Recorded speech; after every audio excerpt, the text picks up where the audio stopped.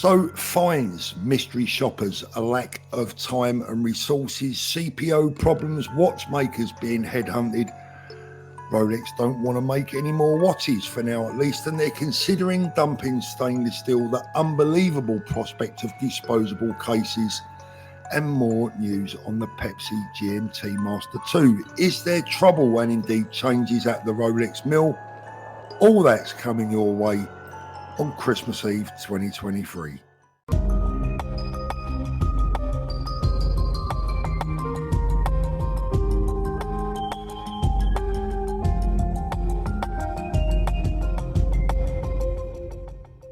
Welcome back, watch people. So a lot to get through this morning, some unbelievable breaking news and rumours, etc, doing the rounds. And joining me today is my good friend Spencer Dwyer from BQ Watches, who's taken time out from his family holiday to catch up with us. Actually, I think he just misses us, really. Morning, Spencer. How you doing, mate? Yeah, very well, Paul. How are you? I'm good, mate. Looking forward to Christmas. Whereabouts are you? In Dubai, just for the holidays. Very nice, very nice. So I gather, first of all, Spence, we've got a bit to get through this morning, but first of all, I gather you got some news about the Pepsi. Well, I've seen that you put up, and I know a few people have mentioned, I've had it on very, very good authority, that the Pepsi is removed from the internal database. So what that means is no one you can't order a Pepsi for anyone, okay? This has come from, as I say, a very reliable source. And when I asked about this, what they've said is, because Rolex is a foundation, as you know, like a charity, they can't they can produce the bezels, but there's an awful lot of wastage. So 80% of bezels produced are destroyed, okay? So as a sustainable company, and you know, with this environmental social governance and green and electric and everything else. So basically what they feel is they can't continue with 80% wastage, Paul. I guess that will kind of make sense. I mean, I've got to be honest, I hope it's wrong after my video yesterday or the day before yesterday about me believing they're not going to discontinue it. But I mean, it kind of makes sense. And you're saying this comes from a very good source, yeah?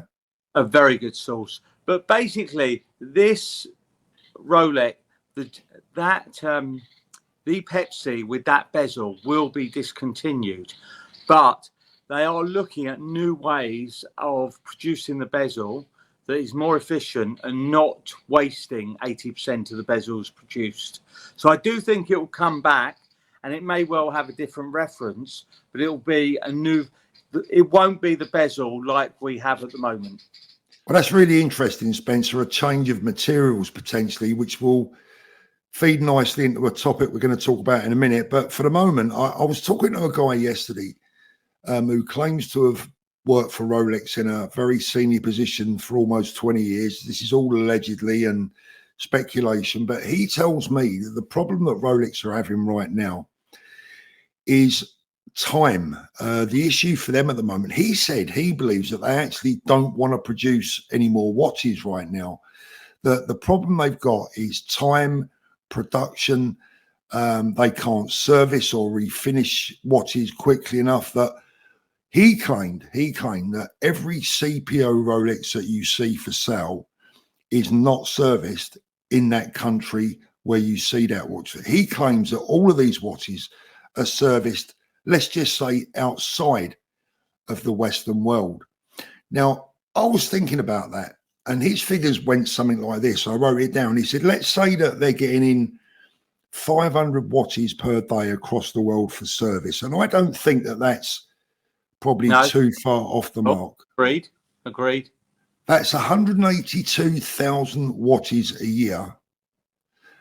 And just the refinishing alone, forget the servicing and the time that it takes to manufacture the parts, the refinishing alone of these watches, you're talking about over 250,000 man hours every year. And that's without the servicing. And he also claims that Dubai, where you are right now, is doing what the Saudis are doing with professional football or soccer for the Americans in the UK. He claims that the Emiratis are currently busy poaching all of the Rolex watchmakers that they potentially can, paying them a much higher salary, taking them away from Geneva and taking them into the UAE to keep that market alive and well and thriving. And he claims that Rolex have massive problems at the moment with watchmakers, with lead times, massive shortages in Switzerland, not only in parts, but also issues, as I said, with servicing times, the production, the whole kit and caboodle. And this is where it gets really interesting, Spencer. And something that I've got to be honest, I kind of laughed at when he first mentioned it.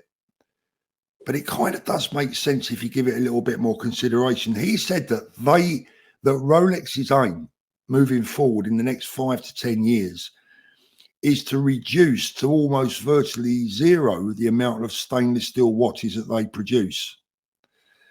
Changing materials, looking at potential new materials, he claims that titanium is going to be used a lot more in the future, and we'll see more titanium models, less stainless steel, because ultimately their ultimate game, and this is the big hit, is to get to the point where they're disposable parts. So if you send a watch in for service, instead of spending 2-3 hours refinishing every watch, they can just literally throw the case away and replace it.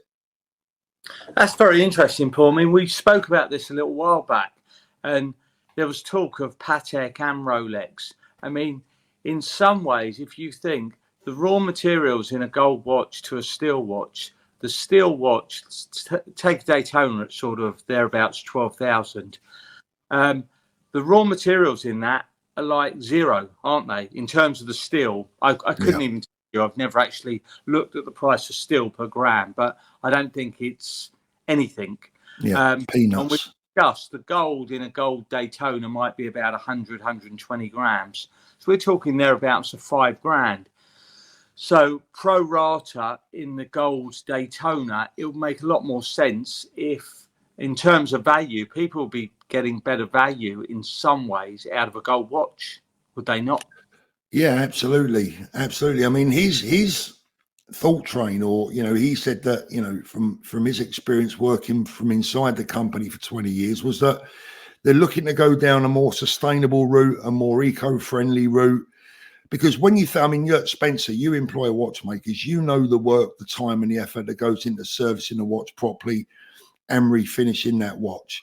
It takes a long time. You can't give a Rolex Submariner to even the best of watchmakers and say, well, I want you to service that watch and refinish it to the highest possible quality control level that you can. And I want you to do that within 2 hours. It's not going to happen. No. So when you consider that, brands like Cartier, for an example, if your quartz Cartier movement goes wrong, my belief is that they don't repair that. They just throw that movement away and replace it. Yeah. So, I mean, this is quite a bizarre theory that normally I would have said, it's just a load of nonsense. I can't ever see that happening. But something else happened many years ago, Spencer. I've got to go back almost about 10 years, I would imagine. And I was with a guy from Switzerland who claimed, I never forget who I was with or where I was when he made this claim. He made the bizarre claim that Rolex wanted to make disposable watches. That was his term. And I thought, what is this crazy man on about, disposable watches? And again, this was a man who was allegedly very well connected. And I went away, never ever paying that story any credit. But hearing this yesterday, I'm kind of thinking, when he said disposable, he wasn't talking about throw away, as in Rolex going to make a watch that you throw away, like a razor, for an example. He was probably, I think he was talking about disposable parts of watches, for an example, maybe even bracelets or cases that Rolex can replace rather than repair and refinish, which is hideously time consuming. And if you put that together with the stories and the beliefs that these charitable organizations want to go down eco-friendly routes, etc., there may be a bit more to this story than initially meets the eye, because frankly, I laughed at it when I first heard about it, but kind of is making a little bit of sense, especially the fact that they might be dropping still, going for exploring other materials down the line. Well, it's a lot easier and a lot quicker to just swap something out. I mean, I'm sure over the years, Paul, you're aware on Rolex cases, you know, when you have a cross-threaded case or it's badly damaged or been twisted, Rolex would give you an exchange case. Now, I'm sure you came across this massive problem. You used to have a 4 million serial number. Do you remember that? Mm-hmm. And often selling those with a 4 million, although you had the letter, people were very confused about it. It didn't actually work out very well. But if they could produce a new case with the original serial number, that would make a lot of sense. And it would be far quicker. If something's badly damaged, take the old case, supply the customer with a new case. The same with the movements if something's badly damaged. But look, it's happened in other industries, like we said, in the car industry. There are certain industries where it's not worth repairing things. It's quicker to do an exchange. Give the customer a loyalty price to take their watch in and give them a new piece. Well, when you think about it, years ago, Spence, if we was to have a dented wing, you'd have to go to a repair shop, they'd fill it, they'd pull the dent out, they'd respray it. These days, a lot of the parts are just like some kind of plastic. They just take the panel off and replace it with a brand new one. Yeah, and they're repainted. They're even the colour, aren't they? Exactly. Buy them. So here's the other thing. When we look about the other thing that kind of makes sense here is that replacing, I think the whole point here is that replacing that case with a brand new one would be cheaper, would be faster, would be more eco-friendly than spending hours and hours and hours refinishing that case or the bracelet or whatever part it may be, than to go through the current pain that they're going through with the lack of watchmakers, allegedly, with the watchmakers and the refinishers being headhunted, allegedly. It kind of makes sense. It's a mad theory. Well, look, at the moment, you're 6-8 weeks. Sometimes you can be 12 weeks on a Rolex service. I mean, it's something we find frustrating. And when taking a watch on, whether it be selling it or buying from a customer, you know, you have to factor this in. It's generally 3 months before a watch is ready to go. You know, it can be up to that period of time.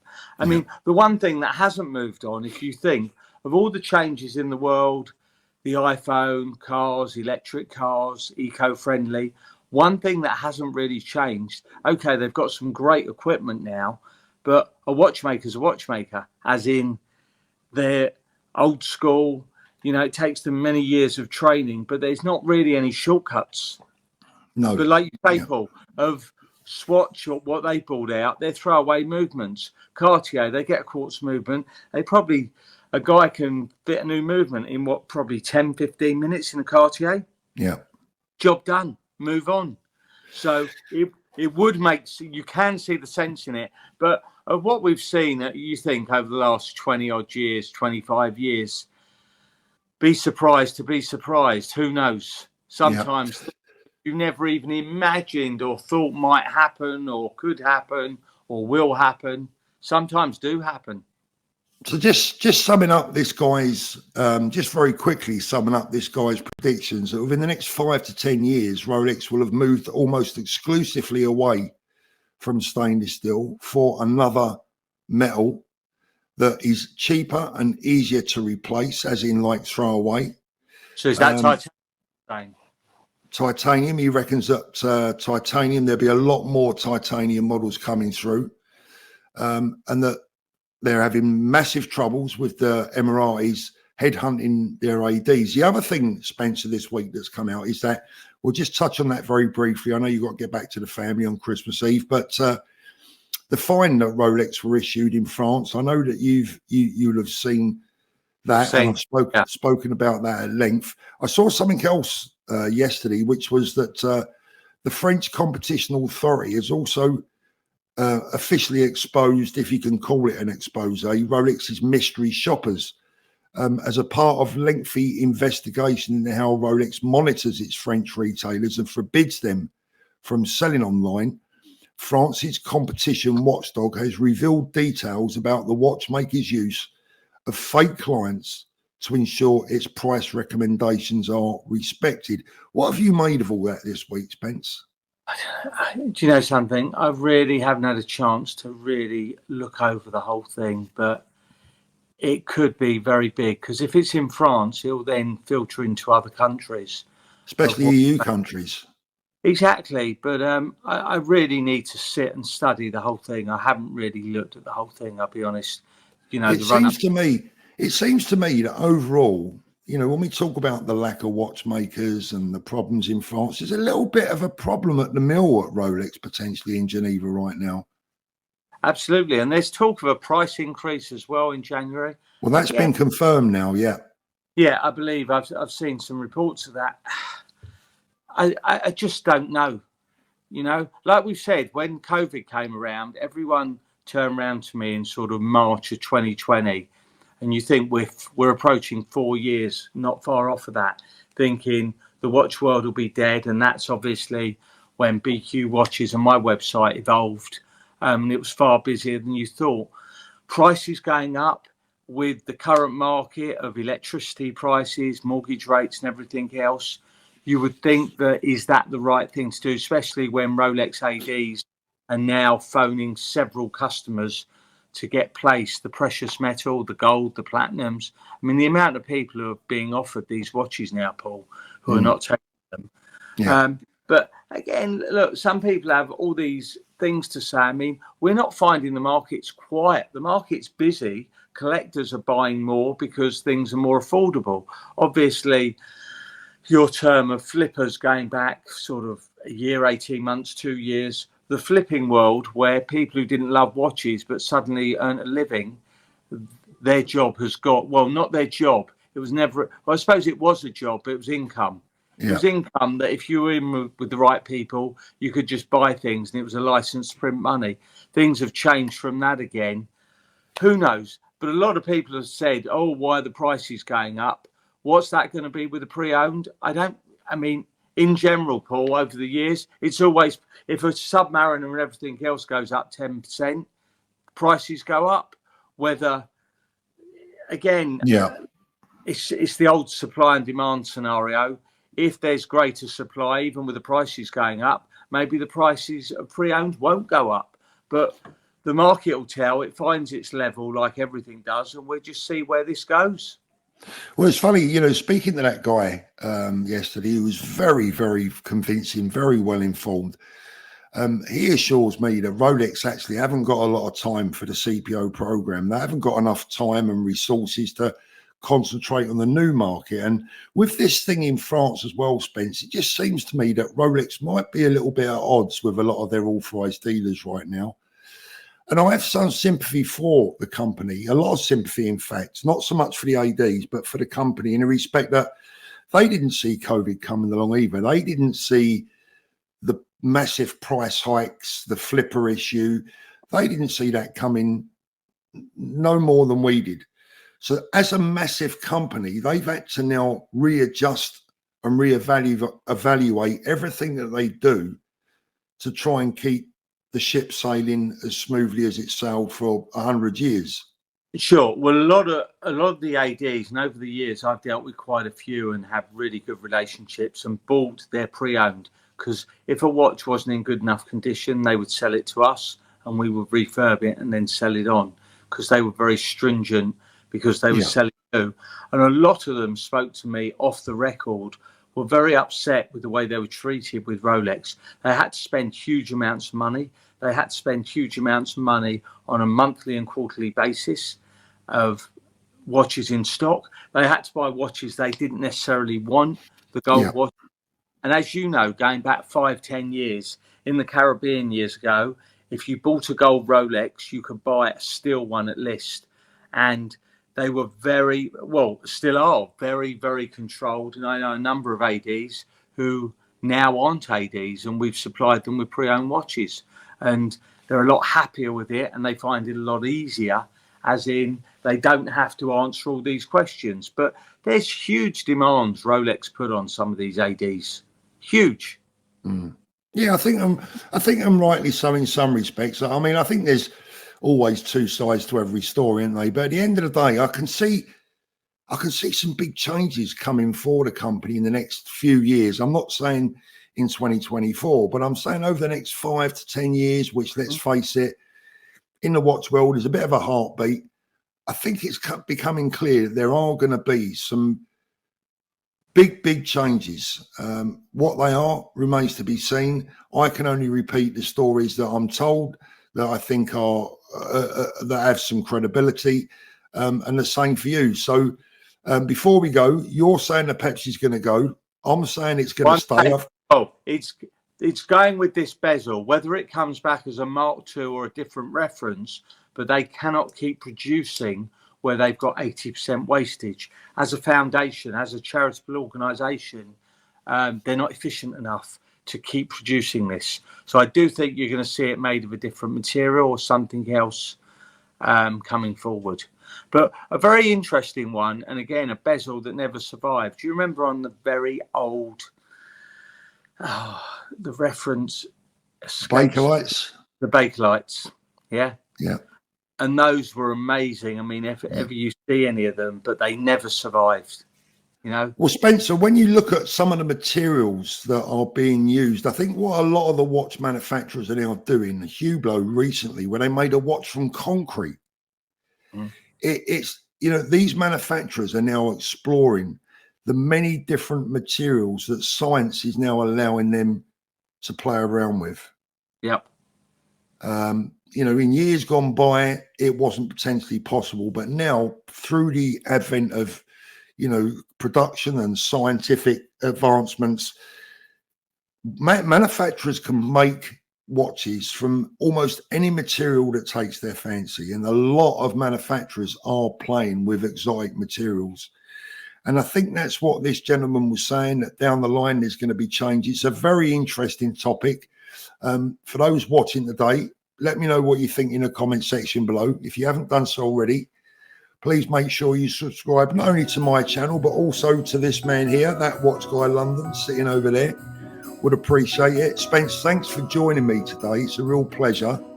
No worries at all. I just want to wish everyone, customers old and new, and friends old and new, and people who haven't spoken to us yet, a Merry Christmas, Happy New Year, and a safe 2024.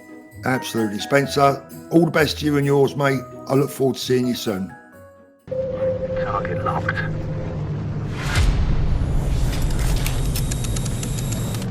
Fire.